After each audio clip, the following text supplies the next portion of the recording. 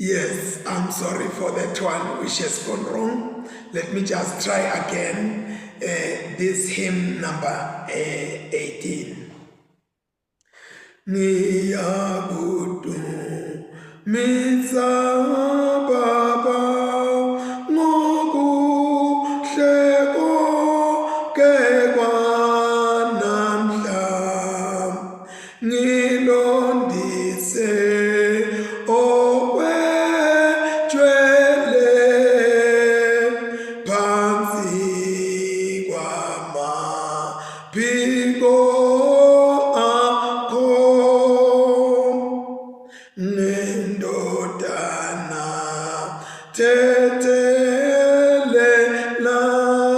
okubi engikwenzile, kuthi lapho ngilalayo ngingabi naxanabane, nenze ngiziphathe kahle, nenze ngingesabu kufa, ngiphe ukufa okuhle, ngize ngivuke ngodumo, nenze ngiphumule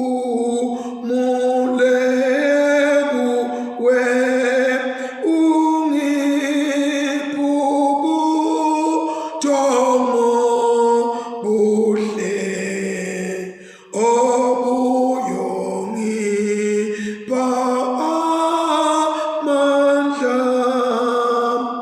okukukhonza ngomuso,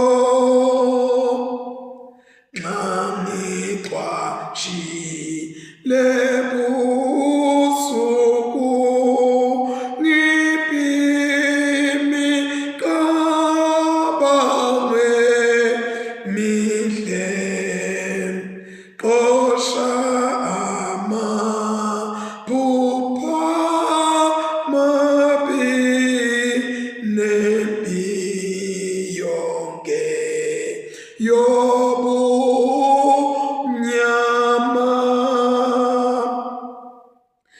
makabo uNkulunkulu uyisebe nendodana, benayo umoya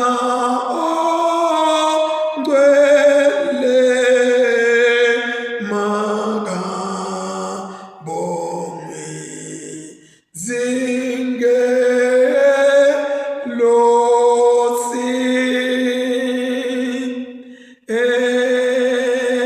Amen. That was better. Let us pray. We pray in the name of God, Father, Son, and Holy Spirit. Amen. Once again, Almighty God, our Heavenly Father, we come together in your presence, claiming what Christ gave us, that we are now his brothers and his sisters. We are now fellow ministers together with him in what God has sent him and what he has apportioned even for us.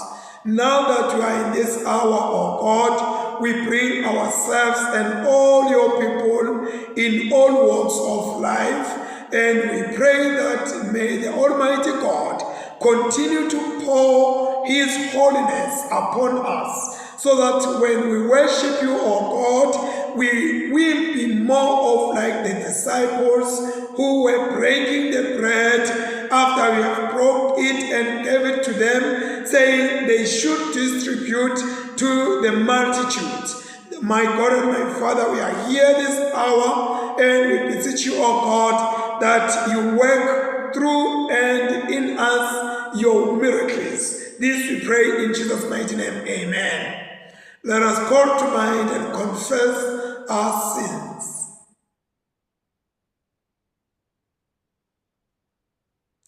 Almighty God, our Heavenly Father, in penitence we confess that we have sinned against you through our own fault, in thought, word, and deed, and in what we have left undone. For the sake of your Son, Christ our Lord, forgive us all that is past, and grant us to be Savior in newness of life, to the glory of your name. Almighty God, have mercy on us, pardon our sins, and set us free from them, now and forevermore. Amen. We are going to read Psalm 95 because we didn't follow the whole order of the evening prayer, otherwise I would have skipped it. But I'm going to do Psalm 95, 96, and 97. Yes. Wotani sihlabelele inkosi sithokote ngelitshe lelisinzisako sifike embi kwayo ngekumbonga sitivete singlabathoda ngayo ngemahubo ngoba inkosi inkulunkulu lomkhulu inkosi lenkulu ngethuba bonke bonkulunkulu tifunza temhlabathi sisandleni sayo neticongote tindzaba tentiwa ngiyo ngelwayo nelwandle lwentiwa ngiyo nemhlaba lomile wentiwa sandla sayo. Wotani sikhuleke sikhothame phansi siguxe embi kwenkosi uMenzi wethu ngobe uyinkosi uNkulunkulu wethu sibantu bedlelo layo sidimvu tesandla sayo. Namhlanje ndawuliva livi layo ningatenti lukhunti inhliziyo tenu njengemdlana bamqunula bamlinga ehlane lapho bokhokho benu bangilingisisa babona kwenta kwami.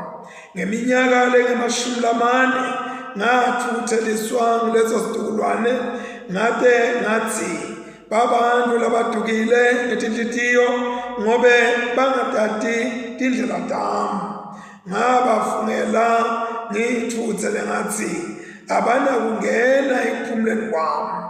Hlabelani ingoma lensha kusimakadze, hlabelani kusimakadze mhlaba wonke, hlabelani kusimakadze nidumise ligama lakhe, memetelani insindiso yakhe imihla nemihla. Vakalisani bukhosi bakhe etiveni, nitshele tonke tive ngetimanga takhe. Simakadze mkhulu ufanele kudunyiswa kakhulu, uyesabeka kunabo bonke bonkulunkulu ngobe bonke bonkulunkulu betive balide kanti simakadze lowenda emazulu. Luthumo nebukhosi kuseti kwakhe kusembi kwakhe, emandla nenkatimulo kusembi kwakhe kusendlini yakhe lengcwele. Phakamisani simakadze esikhundleni sakhe nine mindeni yetive. Nikani simakadze luthumo nemandla, nikani simakadze luthumo leligama lakhe, ngenani emabaleni endlu yakhe nilethe kuye iminikelo. Kotsamani nikhuleke kusimakadze, nembatse bungcwele, nithuthumele embi kwakhe mhlaba wonke.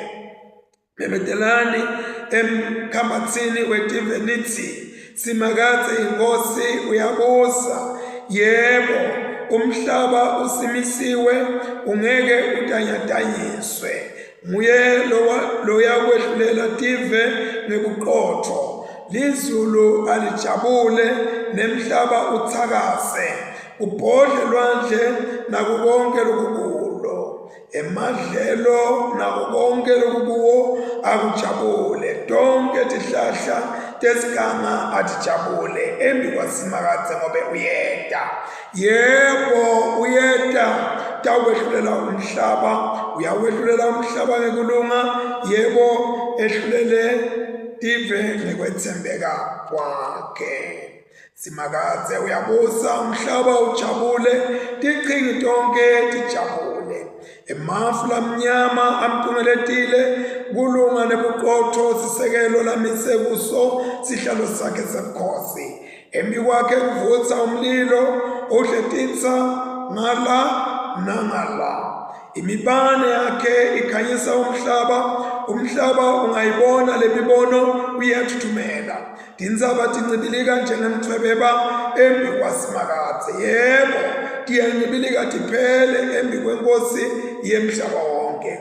Emazulu amemetela kulunga kwakhe, tonke tive tibubone bukhosi bakhe. Bayawuhlazeka badliwe ngemahloni bonke labakhona tithixo, baqoshe netithixo letingenamsebenzi. Bonke bonkulunkulu bakhothama kwisimakadze. BaseSiyoni bayeva bajabule. Yebo, netakhamiti takaJuda tiyathakasa ngenxa yetehlulelo takho simakadze. Ngobe wena simakadze ungulosethi wawo konke, ubusa umhlaba wonke, uphakeme ngetulo kwabonkulunkulu. Nine lenitsandza simakadze, tondzani konke lokubi, ngobe uyabelusa labamethembako, abephule etandleni talababi. Kukhanya kuhlanyelelwa labalungile, nekujabula kuhlanyelelwa labanetinhlitiyo letinhle. Thokotani nijabule nine lenilungile, bongani ligama lakhe lelingcwele. Akuthunyiswe uyise nendodzana namoya lwengcwele, njengoba bekunjalo ekuqaleni, kusenjalo nanyalo, kuyakuba njalo kude kube nini nanini. Amen. Sifundvo sekuqala sitawuphuma eTestamenteni litaphuma encwadini ye-Apocrypha.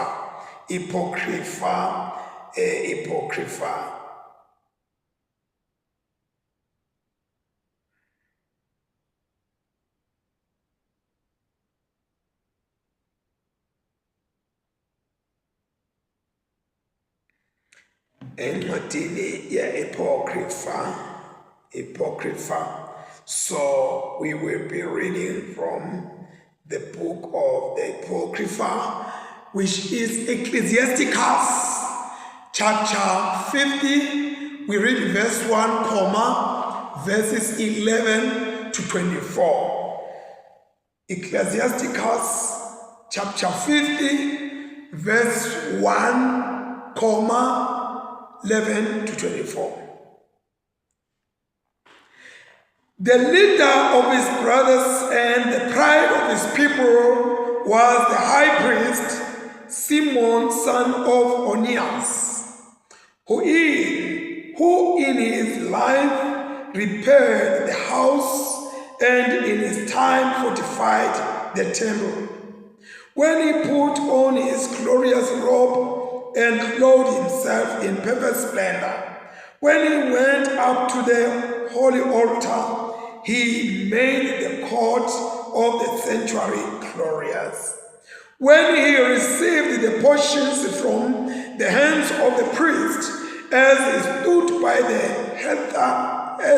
he stood by the hearth of the altar, with a guard of brothers around him, he was like a young cedar of Lebanon, surrounded by the trunks of palm trees. All the sons of Aaron, in their splendor, held the Lord's offering in their hands before the whole congregation of Israel, finishing the service at the altars and arranging the offering to the Most High, the Almighty. He held out his hand for the cup and poured a drink offering on the blood of the grape. He poured it out at the foot of the altar, a pleasing odor to the Most High, the King of all. Then the sons of Aaron shouted. They blew their trumpets of hammered metal. They sounded a mighty fanfare as a reminder before the Most High. Then all the people together quickly fell to the ground on their faces to worship their Lord, the Almighty, God Most High. Then the singers praised him with their voices in sweet and full-toned melody. And the people of the Lord Most High offered their prayers before the Merciful One, until the order of praise of the Lord was ended, and they completed his ritual. Then Simon came down and raised his hands over the whole congregation of Israel to pronounce the blessing of the Lord with his lips and to glory in his name. And they bowed down in worship and a second time to receive the blessing from the Most High. And now bless the God of all, who everywhere works great wonders, who fosters our growth from birth and deals with us according to his mercy. May he give us a clearness of heart, and may there be peace in our days in Israel as in the days of old. May he entrust to us his mercy, and may he deliver us in our days. Here ends the first scripture reading. The second scripture reading is written in the Gospel according to St. Matthew. The Gospel according to St. Matthew, chapter 14. We are reading from verse 13 to verse 21. Wathi kube Jesu ayivele indzaba, wasuka kuleyo ndzawo wakhwela sikepe, wewela waya endzaweni lede bantfu afuna kuba yedvwana. Bantu bathi kube bakuve lokho, baphuma emitini yabo bamlandzela ngetinyawo. Jesu wathi uyehla esikepeni, wabona isicumbi lesikhulu sebantu, waba nesawu nabo, wabaphilisa bonke labagulabo. Entsambama abafundzi bakhe beta kuye bathi, selishonile lana, kanti nala kulihlane, sale uhambisa labantu baye emadolobheni bayewutifunela labangahle bakuhle.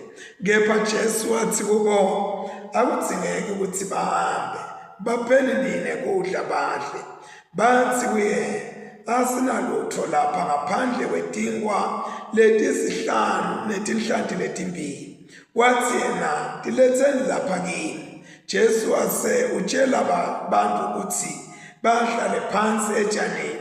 Wathatha letinkwa letisihlanu naletinhlanti letimbili, wabuka etulu wabusisa, wahlephula tinkwa, wanika abafundzi bakhe, bona base bemukelisa letikhumbi. Bonke bantu badla besutha, bafundzi babutsa timvuthuluka taqwaba emabhasikiti lali-12. Bantu lababedla kwakungemadvodza labangacishe abe-5,000 ngaphandle kwebafati nebantfwana. Here ends the second scripture reading. Let us pray. God Almighty, our Heavenly Father, you always feed us. You always take care of our needs. You feed us with the word that brings light and understanding.